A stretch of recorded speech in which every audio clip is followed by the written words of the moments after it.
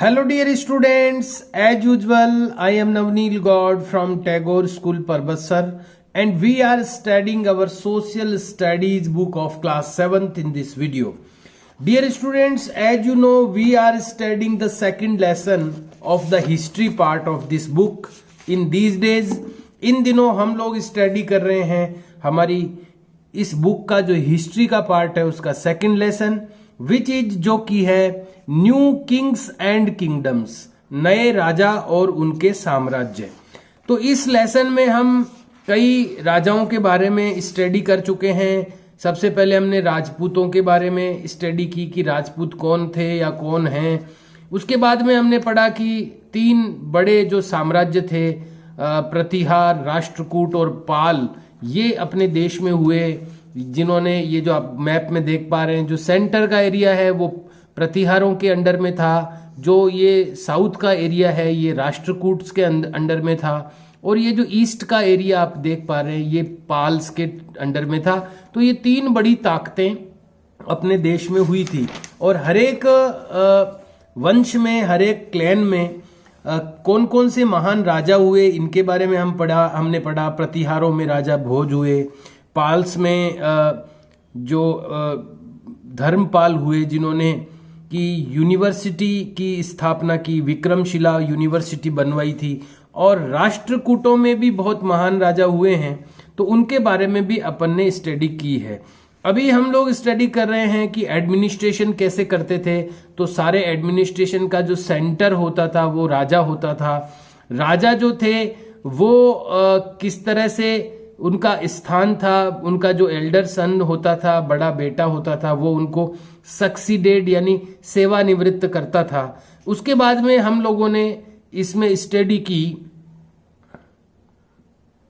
सामंतों के बारे में कि जो राजा हार जाते थे वो सामंत कहलाते थे। उनको बड़े राजा के दरबार में, रॉयल कोर्ट में अटेंडेंस देनी होती थी और वो राजा को उन्हें अपनी एक सैनिकों की टुकड़ी भी देनी होती थी। साथ में कई बार उनको अपनी जो डॉटर होती थी, जो बेटी, उसका विवाह भी राजा के साथ या उसके सन के साथ करना होता था। और इस तरह से कई बार, लेकिन वो लोग मौका ढूंढते रहते थे कि कब वो स्वतंत्र वापस हो जाएं। तो इस तरह की ये सारी चीजें अपन ने पढ़ी। इसके साथ लास्ट में हम पढ़ रहे थे कि ब्राह्मण जो होते थे वो राजा की फ्लैटरिंग करते थे, यानी उनकी खुशामदी करते थे, या और वो बहुत सारी जो रिलीजियस सेरेमनीज होती थी यानी धार्मिक जो आयोजन होते थे उनको वो परफॉर्म करते थे ब्राह्मण। तो राजा जो लोग थे, किंग्स जो थे, वो उनको जो लैंड है वो ग्रांट करते थे, यानी राजा जो है ब्राह्मणों को जमीन दान में देते थे और इस जमीन पर उनको न तो कोई टैक्स देना पड़ता था ब्राह्मणों को, वो खुद इस जमीन को कल्टीवेशन के लिए खुद यूज भी नहीं करते थे, बल्कि वो दूसरों को अपने यहाँ पर एम्प्लॉय रख लेते थे, दूसरे जो काम करने वालों को रख लेते थे और उस जमीन से फायदा लेते थे ब्राह्मण। और इस तरह जब जमीन किसी ब्राह्मण को अलॉट की जाती थी, ग्रांट की जाती थी, तो इसको प्रशस्ति कहा जाता था। और ये प्रशस्ति जिस ब्राह्मण को भी दी जाती थी, लेकिन केवल ब्राह्मणों को ही ये जमीन नहीं दी जाती थी, बल्कि कुछ जो सरकारी ऑफिसर होते थे, गवर्नमेंट ऑफिसर यानी राजा के जो अधिकारी होते थे, या जो ट्राइबल कबीलों के प्रमुख होते थे, या और कोई बड़े लोग होते थे, या कोई किसी ने बढ़िया काम किया होता था, तो राजा उन सबको ही लैंड जो होती थी वो ग्रांट करता था। तो लेकिन जब राजा किसी को लैंड ग्रांट करता था तो वो इसको एक कॉपर की प्लेट पर लिख करके भी देता था। जैसे आजकल रजिस्ट्री के कागज होते हैं जमीन के कि किससे अपन ने खरीदी है जमीन या किसने अपने को दी है, ऐसे ही राजा के समय भी राजा एक कॉपर की प्लेट पर यानी तांबे की प्लेट पर लिख करके देता था कि ये जमीन कौन से राजा ने किसको दी थी और कब दी थी और किस लिए दी थी। ये सारी चीज कॉपर की प्लेट पर लिखी हुई रहती थी। तो यहाँ पर अपन को देखने को मिल रहा है कि देखो इस तरह की कॉपर की प्लेटें होती थी, आज भी है, आज होता नहीं है ऐसा, लेकिन पुराने जमाने की ऐसी कॉपर की प्लेटें आज भी है कई लोगों के पास में। और जो म्यूजियम है, जो संग्रहालय हैं जहां पर पुरानी चीजों को रखा जाता है, वहां पर भी इस तरह की चीजें अपने को देखने को मिल सकती है। ये कॉपर प्लेट्स हैं और इनको प्रशस्ति कहा जाता था। और इनको एक देखो, एक रिंग से ये सारी एक कोई रिंग में डाली हुई है, एक कोई लोहे की या कॉपर की होगी ये रिंग, जिसमें ये प्लेटें डाल करके रखी हुई है। तो आइए पढ़ते हैं इनके बारे में कि क्या है ये। This is a set of copper plates, ये कॉपर की यानी तांबे की प्लेटों का एक सेट है। Recording A grant of land, जो लैंड यानी जमीन की जो ग्रांट होती थी, जो राजा प्रदान करता था, उसकी रिकॉर्डिंग है इस पर, यानी उसके वो चीज लिखी हुई है इस पर, बाई ए रूलर, यानी रूलर के द्वारा जो लैंड ग्रांट की जाती थी। इन द 9th सेंचुरी, 9वीं शताब्दी में ये 9th सेंचुरी की प्लेटें हैं। रिटन इन संस्कृत, ये या तो संस्कृत में लिखी होती थी, एंड पार्टली इन तमिल, और आंशिक रूप से यानी थोड़े हिस्से में इसमें तमिल भाषा भी लिखी हुई है, और मेनली संस्कृत में ये लिखी हुई है। The ring holded the plates together, इसमें जो रिंग होती है, जो छल्ला होता है, वो इनको होल्ड करता है, यानी अपने अंदर ठहराता है। द प्लेट्स टुगेदर, सभी जो प्लेट्स होती हैं ये कॉपर की, उनको साथ में होल्ड करने का, थामने का जो काम है वो रिंग करती है। इज सिक्योर्ड, वो जो रिंग है इनके अंदर डाली हुई, वो भी सुरक्षित होती है विद द रॉयल सील, जो सरकार की या जो राजा की रॉयल सील होती थी, सील का मतलब ठप्पा, जो अपन सील लगाते हैं ना, ऐसी जो राजा की सील होती थी, रॉयल सील, उसके द्वारा सिक्योर किया गया था इस रिंग को।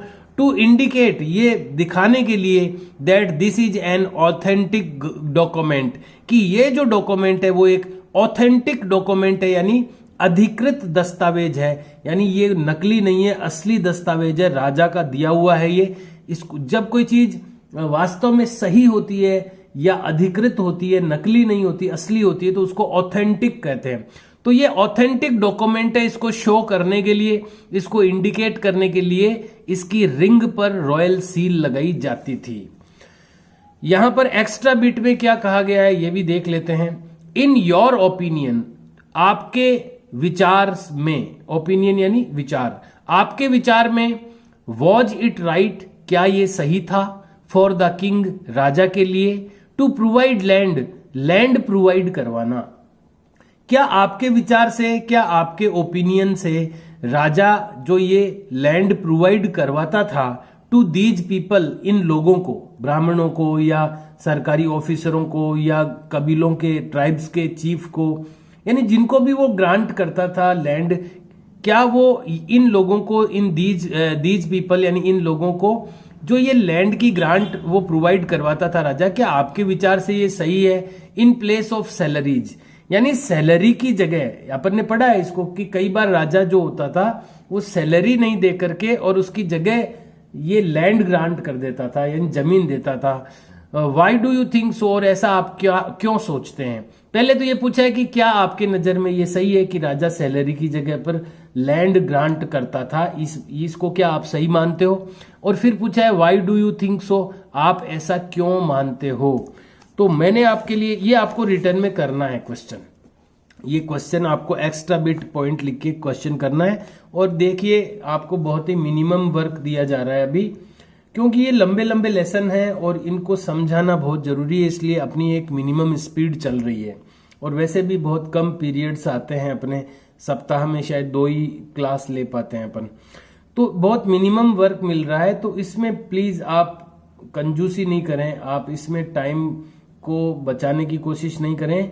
आप जितना सुंदर लिख सकते हैं उतना सुंदर लिखें। लेटर्स की जो साइज होती है और जो शेप होती है वो सुंदर और बड़ी बनाएं, और बाकी भी चीजें नीट एंड क्लीन करें। तो पेंसिल को या पेन को अच्छा चलाएं, उसको अच्छा पेन यूज करें। सारी चीजों को काम में लेते हुए एक अच्छी हैंडराइटिंग में आप काम करें, ताकि आप भी उनको रीड कर सकें, हम भी उनको रीड कर सकें। तो इन चीजों का ध्यान रखते हुए अपना काम करें। और ये एक्स्ट्रा बीट आपको मेंशन करना है थोड़े बिग लेटर्स में, और उसके बाद में ये क्वेश्चन नोट करना है और उसका आंसर ये मैंने लिखा है वो आपको लिखना है कि क्या आपकी नजर में ये जो जिस तरह से राजा सैलरी की जगह जमीन दे देता था, क्या ये आपकी नजर में सही है। तो मैंने लिखा है नो, नहीं। इन माई ओपिनियन, मेरे ओपिनियन में, दिस इज नॉट राइट, ये राइट नहीं है, सही नहीं है, कोमा, बिकॉज क्योंकि इन दिस वे इस तरीके से या इस तरीके में सम स्पेशल पीपल कुछ विशेष लोग वर बिकम बनते थे पावरफुल यानी कि शक्तिशाली। ये जो तरीका था राजा का, इससे क्या है, कुछ स्पेशल लोग ना पावरफुल बन जाते थे। It is against the equality, ये समानता के अगेंस्ट है, ये समानता के विपरीत है, यानी समान नहीं रह जाते थे। राजा कुछ लोगों को जमीनें अलॉट कर देता था, तो जो आम लोग हैं वो फिर एक और नीचे चले जाते थे और वो कुछ लोग पावरफुल बन जाते थे। तो मैंने ये इसका आंसर लिखा है, ये आपको भी लिखना है। आइए आगे बढ़ते हैं और यहाँ से आज का जो अपना पार्ट है इस लेसन का वो स्टार्ट करते हैं। अभी तक हमने साइड में हम लोग चल रहे थे, कॉपर की प्लेट के बारे में पढ़ा, एक्स्ट्रा बिट का क्वेश्चन किया अपन ने, और अब हम स्टार्ट कर रहे हैं यहाँ से part 5, the king became dependent. अब देखिए अभी तक का जो अपन ने पढ़ा है उसमें हमने पढ़ा कि राजा जो था वो सामंतों को एक तो टुकड़ी रखने देता था, यानी सैनिकों की टुकड़ी सामंतों के पास रहती थी, जो छोटे राजा बड़े राजा के अंडर में रहते थे या जो हारे हुए राजा होते थे वो सामंत कहलाते थे, और वो उनके पास छोटी अपनी टुकड़ियां होती थी सैनिकों की। लेकिन राजा कभी भी युद्ध के समय, वॉर के टाइम उनको गाइड कर वार के समय उनको डायरेक्ट कर सकता था, यानी उनको निर्देशित कर सकता था, सहायता के लिए बुला सकता था। लेकिन आखिर वो टुकड़ियां उनके कंट्रोल में रहती थी, सामंतों के कंट्रोल में रहती थी। तो राजा एक तरह से डिपेंडेंट रहता था, यानी निर्भर रहता था कि भाई उसके सामंत आएंगे अपनी अपनी टुकड़ियां लेकर के, तब वो किसी से युद्ध लड़ने की पोजीशन में होता था। तो वो डिपेंडेंट रहता था, यानी निर्भर रहता था। द किंग बिकेम डिपेंडेंट, जो राजा था वो डिपेंडेंट रहता था ऑन ऑल दीज पीपल, इन सभी लोगों पर। जिन लोगों को वो जमीनें देता था, ग्रांट करता था लैंड, या जिनके पास में छोटी छोटी टुकड़ियां होती थी, तो इन लोगों पर वो राजा जो होता था वो डिपेंडेंट रहता था। फॉर आर्मी एंड रेवेन्यू, सेना के लिए भी और रेवेन्यू यानी पैसे के लिए भी, राजस्व के लिए भी, टैक्स के लिए भी, क्योंकि यही लोग टैक्स इकट्ठा करके राजा को देते थे, रेवेन्यू जनता से इकट्ठा करके राजा तक पहुंचाते थे।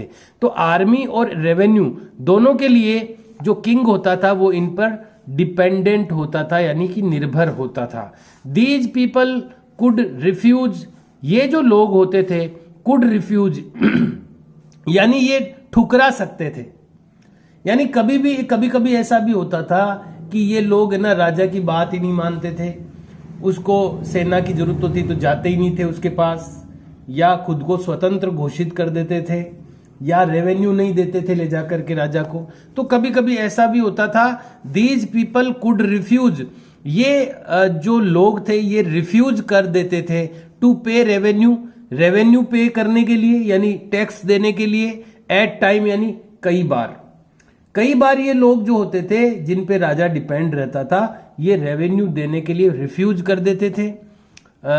एंड वुड आल्सो रिफ्यूज, और इसके लिए भी रिफ्यूज कर देते थे to send a contingent of soldier, यानी सैनिकों की टुकड़ी को सेंड यानी भेजने के लिए भी रिफ्यूज कर देते थे राजा को।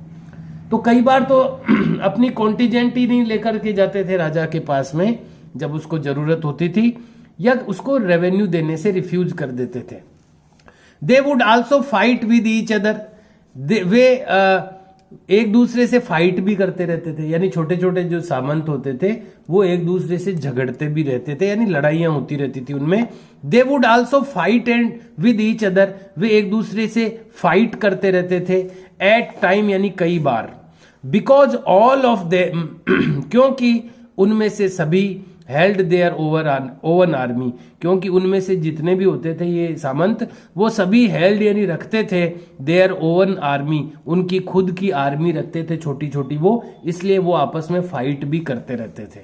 दस इस तरह से द किंग्स पावर, जो राजा की ताकत थी, डेक्लाइंड यानी कमजोर होती गई, ग्रेजुअली यानी धीरे धीरे, एंड द लैंड्स, और वो जो जमीनें दे रखी थी राजा ने उनको, स्टार्टेड बिकम हेरिडेटरी, वो शुरू हो गई बनना हेरिडेटरी यानी आनुवंशिक यानी अब राजा के देने से नहीं हुई, वो हेरिडेटरी होने लगी, यानी जिसको दी उसके बेटे ने वो जमीन ले ली, फिर उसके बेटे ने वो जमीन ले ली। जब कोई चीज इस तरह से चलती है तो उसको हेरिडेटरी कहते हैं, आनुवंशिक।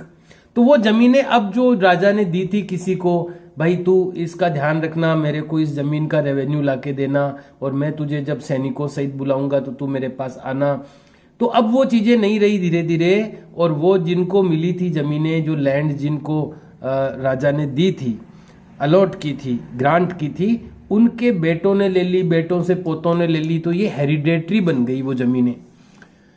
और अब हम बात करते हैं विलेज एडमिनिस्ट्रेशन की, गांव के प्रशासन की। तो गांव का अपना एक प्रशासनिक तंत्र होता था, हर गांव में एक टीम होती थी लोगों की जो गांव की देखभाल करती थी, गांव की स्कूल, गांव की पंचायत, गांव में जो भी काम होता था वो टीम जो गांव की होती थी वो करती थी।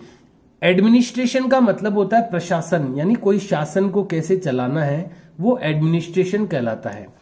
तो विलेज एडमिनिस्ट्रेशन यानी गांव का प्रशासन। द विलेज गवर्नमेंट, जो गांव की सरकार होती थी, was the most noticeable unit, वो सबसे ज्यादा ध्यान देने वाली यूनिट होती थी in all of north Indian kingdoms. जितने भी नॉर्थ यानी उत्तरी भारत के जो किंगडम्स हुए हैं, जो उत्तरी भारत के जो साम्राज्य हुए हैं, जितने भी, बहुत सारे राजाओं ने राज किया, तो उनमें से जितने भी नॉर्थ साइड के यानी उत्तरी भारत के जो किंगडम्स हुए हैं, उनमें गांव वाली जो सरकार होती थी, गांव की जो एक यूनिट होती थी, एक इकाई होती थी, वो बड़ी नोटिसेबल होती थी, ध्यान देने वाली होती थी।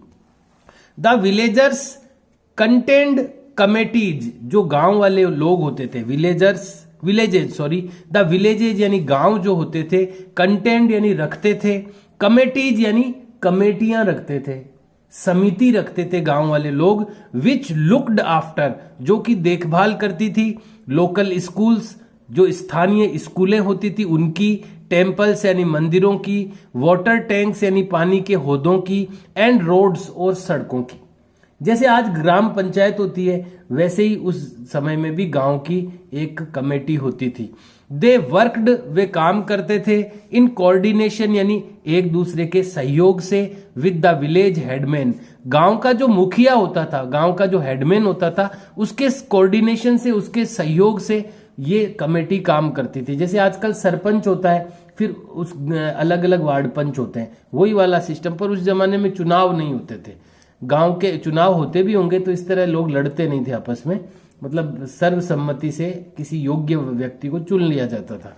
तो ये ऐसी कमेटी होती थी जो कि विलेज के हेडमैन के कोऑर्डिनेशन में, यानी गांव के मुखिया के कोऑर्डिनेशन में, यानी उसके सहयोग में, उसके सहयोग के साथ में काम करती थी। एंड दे आल्सो असिस्टेड, और वे असिस्ट भी करते थे, असिस्ट यानी सहयोग भी करते थे, इन सेटलमेंट ऑफ वेरियस डिस्प्यूटेज, जो डिस्प्यूट हो जाते थे गांव में, जो विवाद हो जाते थे लोगों में, उसको डिस्प्यूट होना कहते हैं। तो जो डिस्प्यूट होते थे, वेरियस यानी कई प्रकार के जो डिस्प्यूट होते थे, उनको सेटलमेंट करने में भी ये लोग सहयोग करते थे। Associated with cattle and land, जो कि जुड़े हुए होते थे, वो डिस्प्यूट किससे जुड़े हुए होते थे, वो कैटल यानी या तो मवेशियों से, जानवरों से जुड़े हुए कोई डिस्प्यूट हो जाते थे लोगों में, या फिर लैंड यानी जमीन से जुड़े हुए डिस्प्यूट हो जाते थे, तो उनको सेटलमेंट करने में भी ये जो कमेटी होती थी ये अपना रोल प्ले करती थी और असिस्ट करती थी, सहयोग करती थी। The king collected several taxes, राजा जो था वो इकट्ठा करता था कई प्रकार के टैक्स। आज भी लोग टैक्स देते हैं, तो राजा की आमदनी टैक्स से ही होती है, जिसको हम रेवेन्यू कहते हैं। तो राजा जो होता था वो कलेक्ट करता था सेवरल टैक्सेज यानी कई प्रकार के टैक्स, सच एज, जैसे कि, तो कैसे कैसे टैक्स वो इकट्ठे करता था, लैंड टैक्स यानी जमीन का कर, एंड ट्रेड टैक्स और व्यापार का कर। आज भी बहुत सारे टैक्स लगते हैं, व्यापार पे भी टैक्स है, जमीन पे भी। आज तो पहले से ज्यादा टैक्स है, पहले तो कम होते थे, आजकल तो हर चीज पे टैक्स है। अगर आप एक माचिस की डिब्बी भी खरीदते हैं ना, तो उस पे भी टैक्स लग करके आता है। तो उस जमाने में भी राजा लैंड टैक्स लेता था यानी जमीन का कर लेता था, ट्रेड टैक्स यानी व्यापार का कर लेता था, एंड मेनी टाइम्स, और कई बार, दीज वर फर्दर एनहेंस्ड यानी बढ़ जाना, और ये कई बार और आगे बढ़ जाता था। ये जो टैक्स लेते थे राजा, कई बार ये और बढ़ जाता था बाई वार बूटी, यानी युद्ध की लूट के कारण, और प्लुंडरिंग, बूटी कह दो चाहे प्लुंडरिंग कह दो, एक ही बात है, और लिखा हुआ है बीच में, यानी लूट, दोनों का मतलब होता है लूट। युद्ध के समय जब कई बार लूट होती थी, दुश्मन की सेनाएं आक्रमण कर देती थी और लूटने लग जाती थी गांवों को, तो लोगों की जो मतलब पैसा चले जाने की स्थिति थी और दयनीय हो जाती थी। तो कई बार ये एनहेंस हो जाते थे ये टैक्स, या कई बार जैसे राजा का खजाना खाली हो जाता था तो राजा अपना खजाना भरने के लिए जो टैक्स है वो बढ़ा देता था, एनहेंस कर देता था। तो युद्ध के समय वॉर बूटी और प्लुंडरिंग, बूटी या प्लुंडरिंग यानी लूट, युद्ध के समय जो लूट होती थी, दुश्मन की सेनाएं आकर के राजा का खजाना लूट लेती थी या राजा के इलाकों को लूट लेती थी, तो राजा अपने ताकत को बटोरने के लिए ये जो टैक्सेस थे ये कई बार फर्दर एनहेंस हो जाते थे और ज्यादा बढ़ जाते थे। ऑफ नेबरिंग टेरिटरीज, यानी जो पड़ोसी जो टेरिटरीज होती थी, जो रियासतें होती थी, वो कई बार लूटने के लिए आ जाती थी, लूट लेती थी, तो उस समय फिर ये टैक्सेज बढ़ जाते थे। बात करते हैं ट्रेड की, यानी कि ट्रेड यानी होता है व्यापार की। ड्यूरिंग दिस पीरियड, इस समय के दौरान, ए फ्लरिशिंग ओवरसीज ट्रेड, ओवरसीज यानी विदेशी, फ्लरिशिंग यानी फला फूला, ओवरसीज ट्रेड यानी विदेशी व्यापार। इस समय में जब राजा लोग शासन करते थे तो इस समय विदेशी जो व्यापार है वो भी फला फूला, टुक प्लेस यानी स्थान ग्रहण करना, यानी विदेशी व्यापार ने भी फलने फूलने का स्थान ग्रहण किया बिटवीन साउथ ईस्ट एशिया, यानी भारत का व्यापार, भारत के राजाओं का व्यापार साउथ ईस्ट एशिया। देखो एशिया कहाँ है आपको विश्व के मानचित्र में पता होना चाहिए। तो एशिया कॉन्टिनेंट में ही रहते हैं, अपना जो कॉन्टिनेंट है वो एशिया ही है, एशिया महाद्वीप में अपन रहते हैं। तो उसमें जो उसका साउथ ईस्ट हिस्सा है एशिया का, यानी दक्षिणी पूर्वी, साउथ यानी दक्षिण होता है, ईस्ट यानी पूर्व होता है, जो दक्षिणी पश्चिमी एशिया है वहां से व्यापार होता था राजाओं का, चाइना से होता था, एंड साउथ इंडिया, और भारत में भी जो नीचे का हिस्सा है, साउथ का हिस्सा है, वहां से नॉर्थ वाले किंग्स का ट्रेड होता था, व्यापार होता था। Trade between India and waste India, जो भारत और पश्चिमी एशिया, देखिए एशिया के एक तो नॉर्थ एशिया हो गया, साउथ एशिया हो गया, ईस्ट एशिया हो गया, वेस्ट एशिया हो गया। तो कोई भी एरिया के 4 भाग बना सकते हैं अपन, जैसे इंडिया के भी 4 हो जाएंगे, north India, south India, east India, waste India, तो 4 दिशाएं होती है। ऐसे ही एशिया में भी 4 दिशाओं के हिसाब से बना दिया है। तो अभी अपन ने पढ़ा कि साउथ ईस्ट एशिया से व्यापार होता था भारत का, और इसके अलावा चाइना से होता था, और जो साउथ इंडिया है अपने भारत में भी नीचे का जो हिस्सा है वहां से व्यापार होता था, ट्रेड होता था। और जो वेस्ट एशिया है यानी पश्चिमी एशिया का मतलब अपने राजस्थान के इधर आप चले जाओ, अपना राजस्थान भारत में पश्चिम दिशा में है, वेस्ट में है अपन, तो अपने इधर पाकिस्तान आ गया, फिर ईरान है, इराक है, यानी ये जो अरब कंट्रीज है, अरबी लोगों से भी व्यापार होने लग गया था। इंडिया एंड वेस्ट इंडिया का मतलब आप समझ लीजिए अरब देश। गेंड मोमेंटम, इसमें भी गति प्रदान हुई, यानी इसमें भी गति आई फ्रॉम 10th सेंचुरी ऑनवर्ड्स। 10वीं शताब्दी से जो वेस्ट एशिया है, जो पश्चिमी एशिया है, वहां से व्यापार में भी गति आई। ट्रेड टुक प्लेस, व्यापार ने स्थान लिया within the kingdom as well as between north and south India, यानी किंगडम्स में, यानी साम्राज्यों के बीच में, किंगडम्स के बीच में तो ट्रेड होता ही था, साथ में नॉर्थ और साउथ इंडिया में भी व्यापार स्टार्ट हुआ, उत्तरी और दक्षिणी भारत में भी व्यापार होता था। Now the monsoon winds had been started, अब जो मॉनसून की हवाएं आती है, देखा आपको पता है अरब सागर से मानसून की हवाएं आती है, बंगाल की खाड़ी से मानसून की हवाएं आती है, तो वो एक खास सीजन में एक तरफ हवाएं चलती है पूरी, तो उस हवाओं का उपयोग करके बड़े बड़े जहाज जो है वो पाल लगा के और उन हवाओं के सारे फटाफट आ जाते हैं, और या उधर की हवाएं चलती तो उधर चले जाते हैं। तो उन हवाओं का भी यूज स्टार्ट हो गया, मानसून की हवाओं का, to be used for sailing, यानी नौकायन के लिए, नावों के लिए उन मानसून की हवाओं का उपयोग शुरू हो गया। And A number of traders, और बहुत सारे व्यापारी, going on these journeys, in journeys पे, इन यात्राओं पर जाते थे। गॉट मैरिड, वो शादी कर लेते थे। And settled in these countries, और इन देशों में सेटल हो जाते थे। यानी अब क्या हुआ, पहले तो लंबी यात्राओं पे जाना मुश्किल था, तो वो जब मानसून की हवाओं का यूज करके फटाफट जाने लगे तो फिर बहुत सारे लोग जाने लगे दूसरे देशों में, और वहां जाके शादी भी कर लेते थे और वहीं बस भी जाते थे। तो भारत में भी कई लोग आए उस समय में जो यहीं पर शादी करके यहीं पे बस गए, सेटल हो गए। देयर वर बुद्धिस्ट मॉन्क्स, बौद्ध धर्म के जो भिक्षु होते थे भारत के, भारत से ही पैदा हुआ है बौद्ध धर्म, महात्मा बुद्ध भारत के ही तो थे। तो भारतीय जो भिक्षु होते थे बौद्ध धर्म के प्रचार के लिए, और हिंदुओं के जो संत होते थे वो भी कई देशों में गए, दूसरे देशों में, और वहां पर उन्होंने बौद्ध धर्म का प्रचार किया। जैसे बहुत सारे देशों में बौद्ध धर्म फैला है भारत में से निकल करके, जैसे चाइना में बौद्ध धर्म मानने वाले हैं, जापान में, बहुत सारे देशों में बौद्ध धर्म है। ऐसे ही हिंदू जो धर्म है वो भी कई देशों में है। तो बुद्धिस्ट जो मॉन्क्स हैं एंड हिंदू प्रीस्ट्स, और हिंदू जो पुजारी हैं या बौद्ध जो धर्म के जो भिक्षु हैं, वो भी also among the travellers, in travellers के साथ, इन ट्रेवलर्स में से बौद्ध धर्म के भिक्षु और हिंदू जो पुजारी या संत थे वो भी होते थे, वो भी दूसरे देशों में जाते थे। इंपोर्टेड,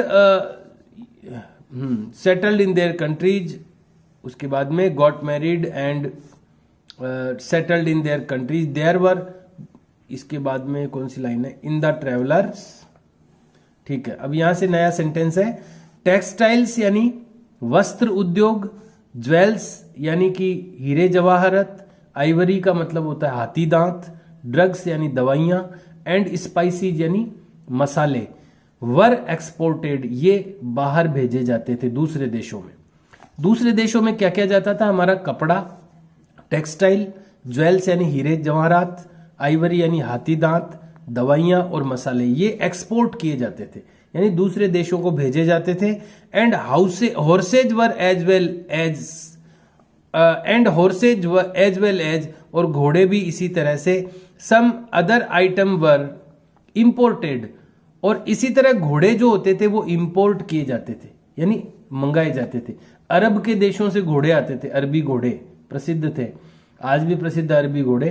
तो अरब के देशों से घोड़े, हॉर्सेज इंपोर्ट किए जाते थे और अपने देश से ये चीजें एक्सपोर्ट की जाती थी, बाहर भेजी जाती थी। ए नंबर ऑफ शिपयार्ड्स, यानी बहुत सारे जहाज, were there in south India, वो दक्षिणी भारत में जो अपना तट लगते हैं।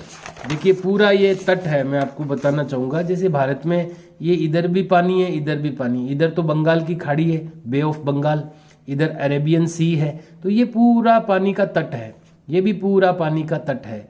तो ये तट जो होते हैं ना, यहाँ पर फिर बाहर से दूसरे देशों से बड़े बड़े जहाज आते थे यहाँ पर, और यहीं से जहाज के द्वारा चीजें एक्सपोर्ट की जाती थी। तो ये यहाँ पर बहुत सारे जहाज थे दक्षिणी भारत में, कि बहुत सारे जहाज, a number of shipyards were there in south India, Bharat के दक्षिण में बहुत सारे जहाज थे, उड़ीसा एंड बंगाल, उड़ीसा में, बंगाल में, ये सब तटों पर है और यहाँ से व्यापार होता था, ट्रेड होता था। तो आज हमने स्टडी की है यहाँ तक। देखिए चीज़ों को समझना भी बहुत ज़रूरी होता है, अदरवाइज फिर अपन खाली रीड कर देंगे तो उसका मतलब नहीं है कोई।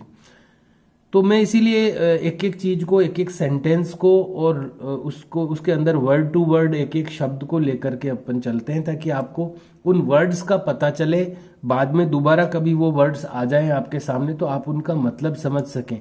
लेकिन इसमें मैं आपको यही कहना चाहूँगा कि आप नए वर्ड्स को सीखने का प्रयास करें। जो भी आपको नया वर्ड लगता है, डिफिकल्ट वर्ड लगता है, उसकी स्पेलिंग लर्न करें, उसका मीनिंग क्या है, उसका मतलब क्या है, ये आप लर्न करने की कोशिश करें। अपना जो शब्द ज्ञान है, जो वोकेबुलरी है आपकी, उसको इंक्रीज करें, तब आप चीज़ों को समझ पाएंगे। केवल सुनने मात्र से कुछ नहीं होगा, चीज़ों को माइंड में सेट करने की कोशिश करें, जो भी नया वर्ड आता है उसको फिट करने की कोशिश करें।